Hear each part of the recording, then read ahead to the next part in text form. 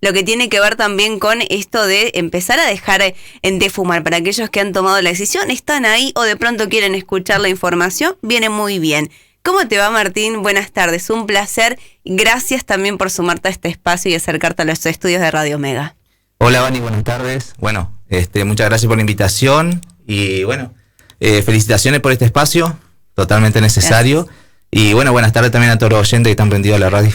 Buenísimo, gracias antes que nada por empezar a transitar este camino. Hay mucha gente que quiere dejar de fumar y a veces no encuentra la manera, la forma. Y un poco la idea de este espacio es que le brindemos algunas herramientas como para que, o algunos tips si se quiere, como para ir viendo a ver si pueden dejar el cigarrillo, aquellos que lo quieran dejar y aquellos que no, que les llegue esta información también y quizás en una de esas en algún momento lo quieren hacerse si lo desean.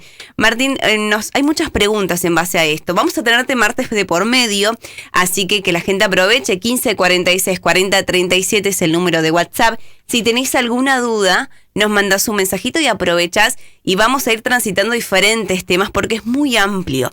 Pero la pregunta es, ¿cómo es que desarrollamos la adicción? En este caso vamos a hablar del cigarrillo, pero ¿cómo es que se empieza todo esto? ¿Cómo es que se desarrolla? Bien, bueno, sí, como bien decías, es una problemática el consumo de tabaco hace muchos años, muchas décadas. Y bueno, con el paso de los años también se fueron trabajando ciertos intentos, ¿no? Para empezar a contrarrestar y empezar a concientizar sobre los efectos nocivos que trae sobre el organismo, sobre toda la dimensión psicológica, emocional, física, el consumo compulsivo de tabaco, ¿no? En torno a eso, y en relación a tu pregunta también, yo creo que el consumo es muy singular en una parte y también en una generalidad de que es una sustancia que está, si bien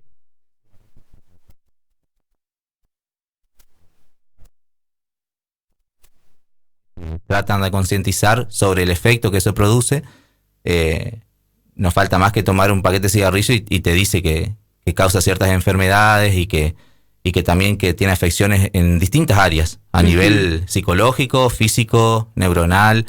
Entonces es muy importante esto, ¿no? Tomar el consumo de cigarrillo también como o darse cuenta. Yo creo que ahí está la cuestión de poder leer en torno a qué tipo de consumo yo estoy haciendo como persona, como fumador, y saber que también hay un mercado dedicado a eso, claro. ¿no? Porque tampoco es tabaco, Martín, ¿no? Digamos, es decir, y el fumador lo sabe, el cigarrillo tiene un montón de aditivos que están muy lejos de ser el tabaco que antes fumaban los abuelos en pipa y que una vez, te digo, cuando yo intentaba también dejar de fumar, en un momento dije, bueno, me voy a comprar una pipa y voy a fumar tabaco, en serio, y no cigarrillo. Y uno va intentando encontrar todas las maneras. Y esto que decís es una industria, claro, tiene otras cosas, como la nicotina, un montón de nicotina que lo hace adictivo, que no pasa por ahí por una cuestión del tabaco o del consumo del tabaco. Sí, en sí hay una multiplicidad de toxinas que trae el cigarrillo hoy como producto industrial. Uno de los mayores factores, obviamente la nicotina, que es el encargado de crear esa conducta compulsiva del fumar, ¿no? Cuando un fumador toma contacto con el cigarrillo, obviamente que la nicotina como factor psicoactivo tiene una asociación directa a lo que es nuestro sistema nervioso central, y en ese proceso lo que hace es unirse a los receptores, digamos, de nuestro cerebro y producir sensaciones estimulantes, digamos, ¿no? Se asocia con esa porción de dopamina que tiene nuestro sistema nervioso, que es el encargado de regular las sensaciones de bienestar y de estimulación. Entonces es donde se refuerza esa conducta compulsiva del fumar, ¿no? Y es donde empezamos a iniciar un consumo mucho más regular, y es la dificultad que trae al fumador a la hora de plantearse objetivos de empezar a contrarrestar esa conducta que tenemos, ¿no? Uh-huh. Ahí la explicación de por qué, por ejemplo, cigarrillo y no alcohol. Porque claro, es diferente el efecto que causa en uno. Sí, tiene que ver mucho con los contextos también en los que estamos insertos, ¿no? Hay que ubicar el consumo en el contexto en el que yo me encuentro y en la situación específica. Como hablábamos hace un rato, tiene que ver, o sea, el alcohol También tiene muchísimas causas muy nocivas para el cuerpo. Ujú. Y es un depresor del sistema nervioso central, ¿no? Es funcional a un encuadre donde nosotros estamos en reuniones sociales, donde hay, digamos, mucha algarabía en relación a eso, hay encuentros, digamos, bueno, estamos si somos adolescentes, por ahí estamos en un boliche, estamos en lugares, digamos, con amigos, y el alcohol está a mano siempre. Después tiene que ver con una decisión personal de tenerlo a mano o no, ¿no? De consumirlo o no. Ujú. Por eso también tiene que ver mucho con el contexto actual en el que se vive, ¿no? Esta cuestión, digamos, de tener muy a la mano todo, esta cuestión de la sentido de la posmodernidad, de la modernidad líquida, esta cuestión, digamos, de querer tener todo rápido, acceso rápido a toda la mano, Sí. y eso refuerza las porciones de ansiedad, refuerza las conductas compulsivas, y bueno, más específicamente, más cuando estamos en contacto con lo que es el consumo de cigarrillo, ¿no? Ahora que nombrás ansiedad, ¿hay algunas características que se quiere de esto, como por ejemplo de la ansiedad en las personas que son fumadoras o que desarrollan algún vicio, digamos? Porque a veces se nota, de hecho yo soy una persona muy ansiosa, me pongo de ejemplo porque bueno, es lo más cercano que tenemos, de uno cuando está más ansioso, nos comentaban, cuando está más ansioso más fumás, ¿no? Estamos en ese momento y el cigarrillo, sin embargo, también te produce más ansiedad. Te estimula, Exacto. que es lo que estás contando, ¿no? Ujú. Te estimula más y te pone más ansioso. En cambio, para el fumador es como relajante. Exacto. Sí.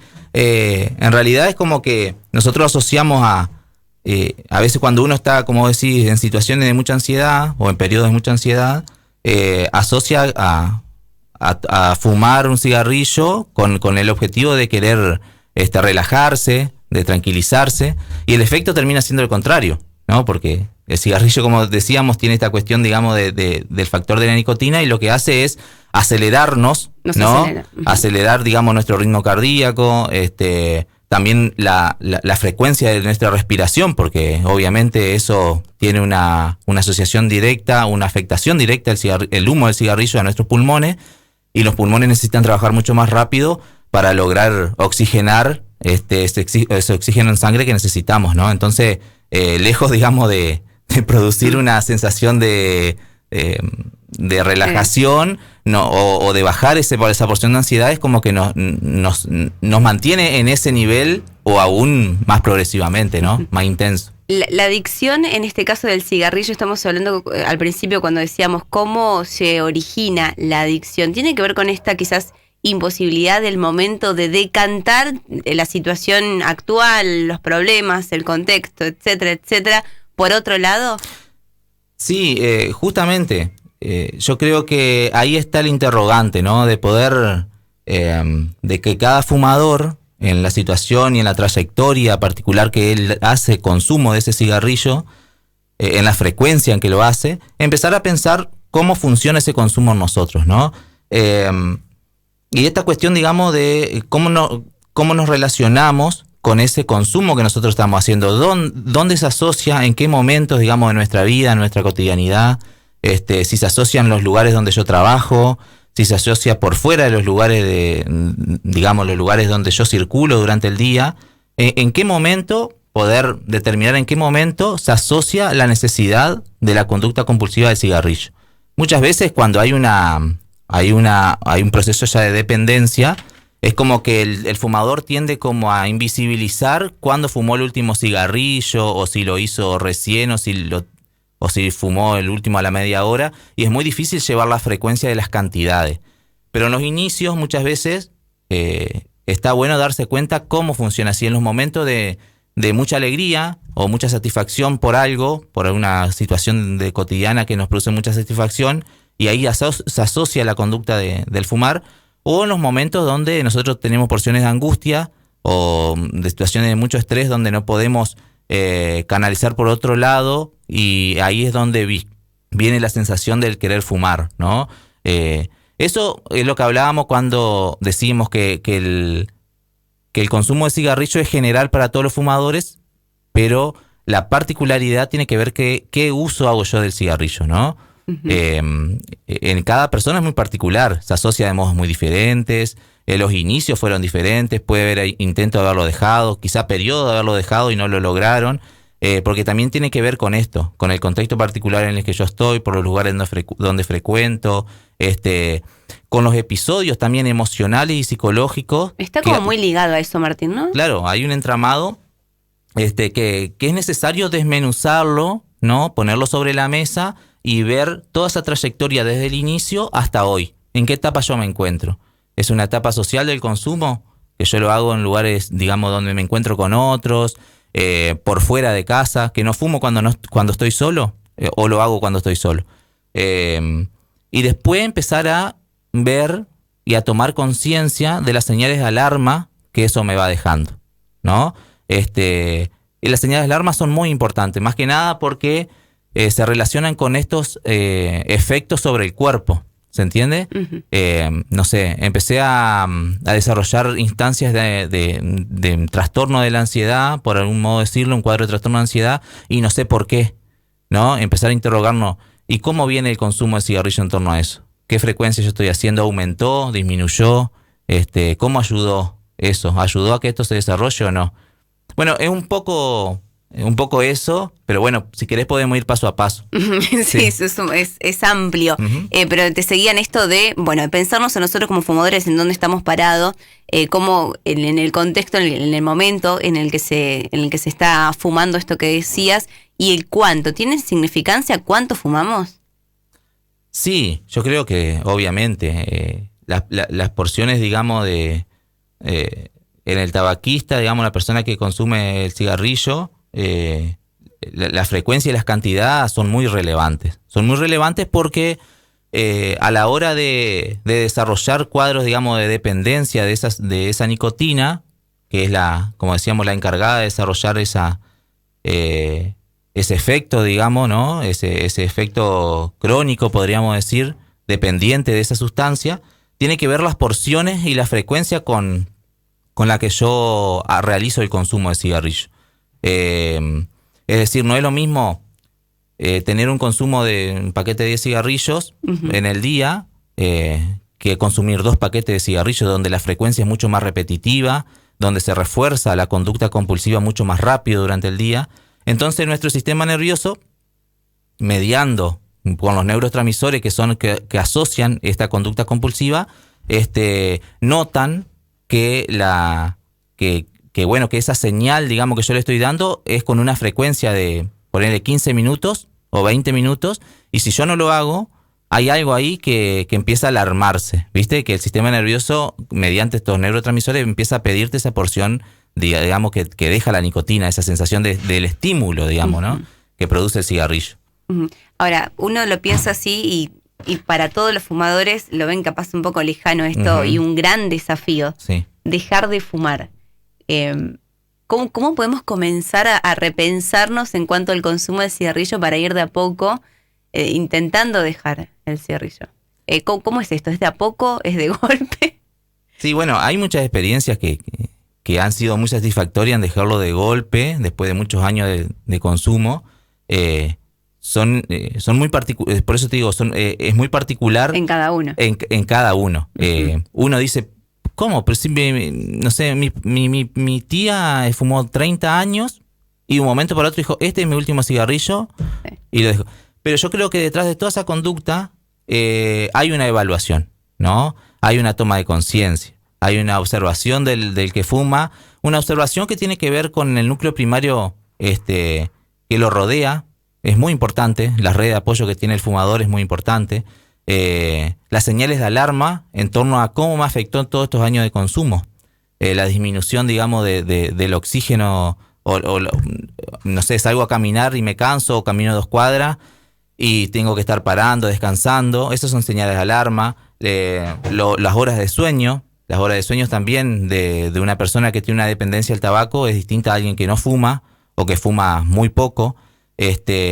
También el ritmo cardíaco, porque sabemos que una de las afecciones directas que tiene el cigarrillo es el aparato cardiovascular. Entonces, si nosotros salimos a caminar y llegamos con un ritmo cardíaco muy elevado, eso quiere decir que no contrasta salir a caminar, que no es ejercicio así como entrenamiento, al ritmo cardíaco que yo llevo, ¿se entiende? Entonces esas son señales de alarma para ir tomando.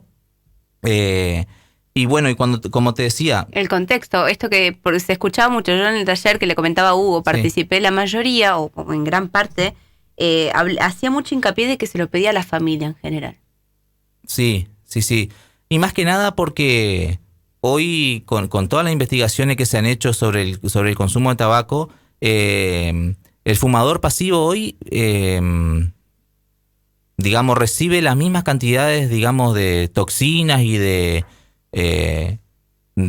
esas porciones de nicotina que fuma el fumador, justamente, valga la redundancia, y que también son alojadas en el cuerpo de nuestro grupo primario cuando fumamos lugares donde no hay mucha ventilación, donde no nos tomamos la conducta de salir afuera de los lugares para... Entonces, obviamente que hay algo ahí detrás, digamos, que tiene que ver con el núcleo primario de cada persona, que a veces son ellos los que van reconociendo ese deterioro que va produciendo el cigarrillo en la persona, ¿no? Entonces, esas señales de alarma generalmente vienen de ese contexto primario, o a veces de los amigos, de las personas con las que yo convivo cotidianamente. Porque esto es muy importante, en el sentido de en que hay muchos relatos de los fumadores, pero el cigarrillo como tal, más allá de que tenga un efecto psicoactivo en nuestro sistema nervioso central, también hay un efecto posterior, ¿se entiende? Hay un efecto, digamos, de que no solamente estimula las sensaciones de estímulo, sino que también hay un deterioro posterior que tiene que ver con nuestro sistema respiratorio, un deterioro de nuestro sistema cognitivo. No es lo mismo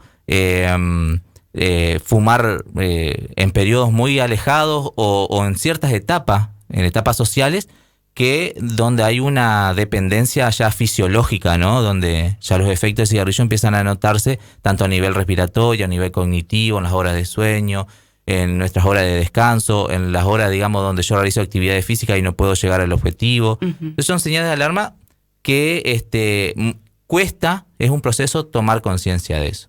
Y el trabajo del caso por caso es eso, ¿no? Visualizar qué afección me está produciendo el consumo de cigarrillo que estoy haciendo hoy, aquí ahora, ¿no? En torno a todo esta trayectoria que yo llevo de consumo. Esto de darse cuenta también, Martín, creo que va acá lo que siempre se escucha, que es lo dejo cuando quiero. Claro, sí. Que uno no se reconoce como una persona dependiente del cigarrillo y de lo que eso produce, sino que, dice esto, no importa, yo cuando te decida dejarlo, lo dejo y ya está. Sí, no sé si concordás con esto o cómo sería. Y muchas veces tiene que ver con esto, con las etapas en las que uno se encuentra en torno al consumo de tabaco, ¿no? Al consumo de cigarrillo.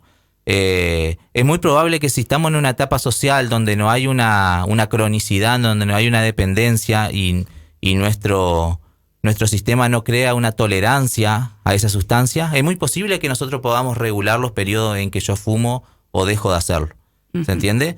Eso ocurre cuando también hay una evaluación, hay una balanza decisional que yo digo, bueno, a ver, me compro un paquete de 10 cigarrillos y fumo 10 cigarrillos, pero no es que cuando se me termina ese paquete salgo corriendo a comprar, ¿no? Entonces hay una toma de decisión ahí. Hay un control de cantidad. Sí. Entonces no se estaría englobando como en adicción. Y la adicción viene de la mano de la cronicidad de esa conducta.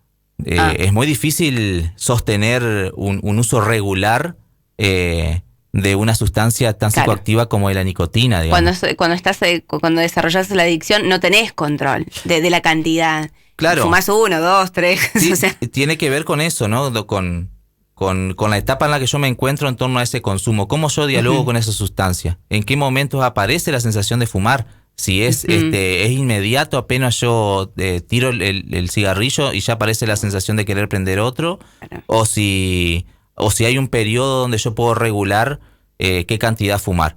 Pero eso yo creo que es muy importante para rever cómo funciona ese consumo en mí, ¿viste? Cómo consuma, o qué sentido yo le atribuyo a eso, ¿no? En un sentido, como yo te digo hoy, ¿viste?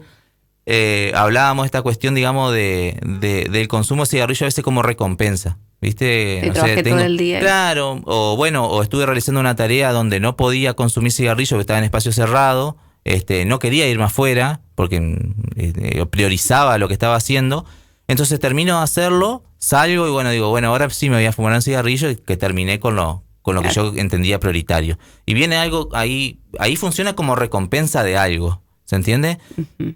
Y si el cigarrillo viene en momentos, digamos, donde, como hablábamos hoy, periodos, digamos, de angustia o de tristezas o periodos de crisis o por conflictos que surgen en lo cotidiano, hay que ver si se asocia a eso o si se asocia a momentos donde yo salgo con amigos, me voy a alguna fiesta. Bueno, ahora en este contexto está muy complicado todo, ¿no? Claro. En pandemia.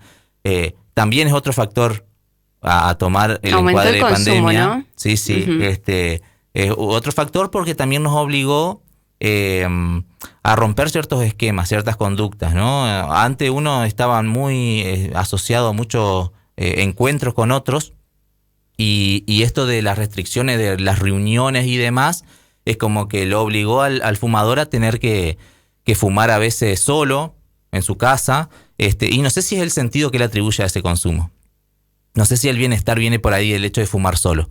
En algunos casos ha disminuido y en los otros ha aumentado, ¿viste? Porque esas sensaciones también de malestar o de angustia de no poder reunirte los fines de semana con tus seres queridos, con tus amigos, por toda esta cuestión ahora se está flexibilizando todo un poco, pero en el primer año fue muy, muy rígido. Uh-huh.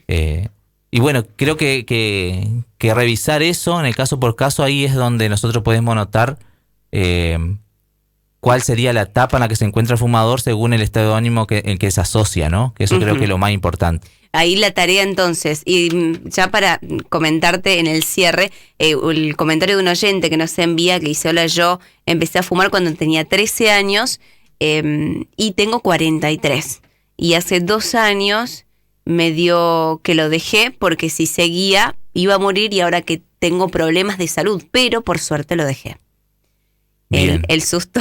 Sí. El susto es un factor también para muchos. Sí, por supuesto. Aparte. Y la toma de conciencia, porque dice, sabía que me iba a morir. Claro, quizás todo esto de tomar conciencia de lo que produce el cigarrillo. Sí, seguramente cuando ella tenía 13 años, el consumo pasaba por otro lado, ¿no? El consumo de cigarrillo estaba asociado a otras cosas. A veces a cierto. Sí. Incluso, hay experiencias donde el acceso venía por los adultos, ¿no? Donde los cigarrillos no estaba hoy como diciendo, no, esto es muy nocivo para el desarrollo de tu cuerpo, para tu desarrollo. No era, entonces llegaba de la mano de algún adulto, facilitado, y a edades muy tempranas. A edades muy tempranas donde el organismo está en crecimiento, donde los órganos están desarrollándose. Y ahí en este caso, como decía el oyente, hay una trayectoria de 30 años de consumo prácticamente, de 13 a los 43, y hace 2 años lo dejó, y obviamente que ella va a sentir esa afección, digamos, en ciertas, no quiero llamarlo patologías, pero sí en ciertas afecciones en algunos órganos o en la cuestión cardiovascular, respiratoria, que son lo que primero impacta, ¿no? Uh-huh. Ay, Martín, le contamos a la gente que recién se va aprendiendo que nos vas a acompañar martes de por medio y vamos a seguir charlando todos los diferentes temas, pero la tarea, creo, ¿no? Nos queda de pensarnos como fumadores, esto que decía, en qué contexto fumo, cuándo fumo un poquito más que otras veces, cómo me siento cuando estoy fumando también, esto qué es lo que estoy sintiendo en ese momento que le doy al pucho como loco uh-huh. o como loca, entonces que se vayan como de alguna manera repensando en eso y cómo le gustaría o creen que le podrían ir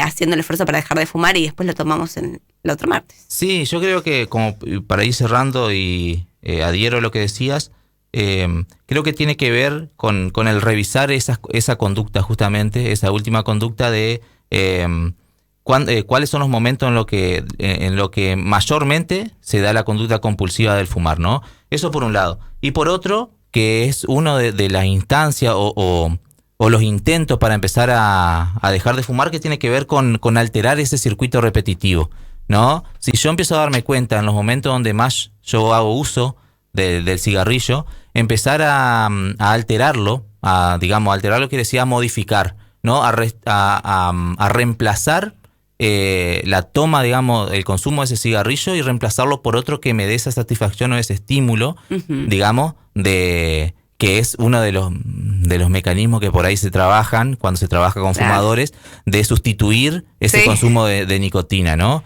Y tremendo. Claro, Dejás porque un en realidad tras otro. no, y sustituirlo no, pero de sublimarlo en el sentido, digamos, de empezar porque en realidad cuando hay una dependencia, hay un circuito crónico que se va dando y que se va agudizando. Entonces, cada vez más necesitas de un consumo mayor para lograr esa sensación de bienestar o de estímulo que te da el fumar, ¿no? Entonces, poder revisar esa instancia en el lugar donde yo me encuentro de consumo y cuáles son las posibilidades que yo tengo, porque cada fumador también tiene ciertas posibilidades, no es que se puede trabajar a modo general, digamos, con grandes poblaciones, digamos, el consumo, y que cualquier receta o cualquier tratamiento va a funcionar para todos. Claro, ¿no? Por eso la invitación también de cada uno de los fumadores que manden sus mensajitos y aprovechen para el próximo encuentro, que nos vayan dejando también sus consultas y sus dudas, porque como decís, Martín, cada uno lleva el consumo de maneras diferentes. Sí. Sí, el mismo vicio, pero diferente. Martín, muchísimas gracias. Un placer. Gracias por sumarte a este espacio. Y bueno, la apertura entonces un poquito de todo lo que vamos a seguir un poco masticando más.